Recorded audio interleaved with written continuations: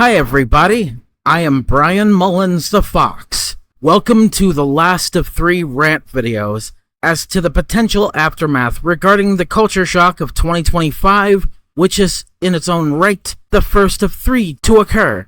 It's all about politics now. Firstly, let's talk about how this might impact Donald Trump and the Republicans, as if the looming government shutdown didn't highlight the peak of total dysfunction of division. How this might impact President Trump himself, it's going to make him look a little bit optically vulnerable. For the Republicans, however, it's not only going to be a morality issue, cannibalism to some extent, and even dog eating will become politicized. For the latter, we already know what Trump said in that presidential debate last year, and here's my old response to it in the short, juicy clip. Went as far as to claim that in Springfield, Ohio, a place I've been to multiple times during the time I was moving out of that apartment to go to a campsite and a Fazoli's once or twice, migrants and immigrants were just taking any pet cat or dog they can find from any pet owner and just killing them and gobbling them up. Not only does Trump not provide one lick of evidence, no pun intended, it sounds like one of those claims that you making a claim like that shows how absolutely out of rebuttals you are. I believe his specific claim is outright false, beyond any shadow of a doubt. I'm not denying that there's a migration problem, in quotations. I don't have to acknowledge that Trump's claim is a bit exaggerated and most times fake. I'm not amongst the listen and believe crowd. Outside of my old-ass response, the Republicans are going to face one hell of an uphill battle. Nice to know that no matter how complacent and cocky that MAGA people get, every midterm election ends up bearing out all the same. Every single fucking time an election is coming, they always get so smug and overconfident, all the way up until reality, the very thing that's supposed to always be on their side, proves them wrong. I'm not saying that as an absolute certainty for 2026. If you just ask me, 2026 as a year alone is uncertain all the same. And you know what else is uncertain, to be a little off topic? How the fuck Australians could possibly die from falling out from their chair, or how they could possibly just drop down and die after falling out of their own bed, when normal people just get back up on their feet and go right back to bed or wake up for the day.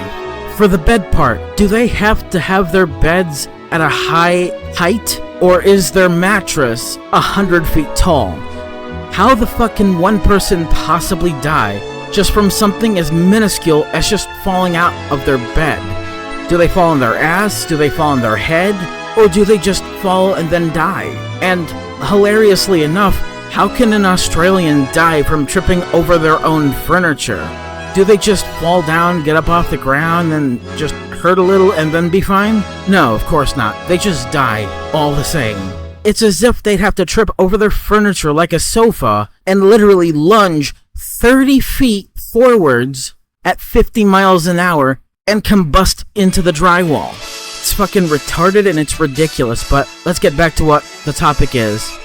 To be honest, 2026 is the most important of the 2-year period between 2025 and 2027, only when it comes to the main 3 culture shocks, as I've predicted, as the turning point and fork in the middle of the road, and a road to end all roads.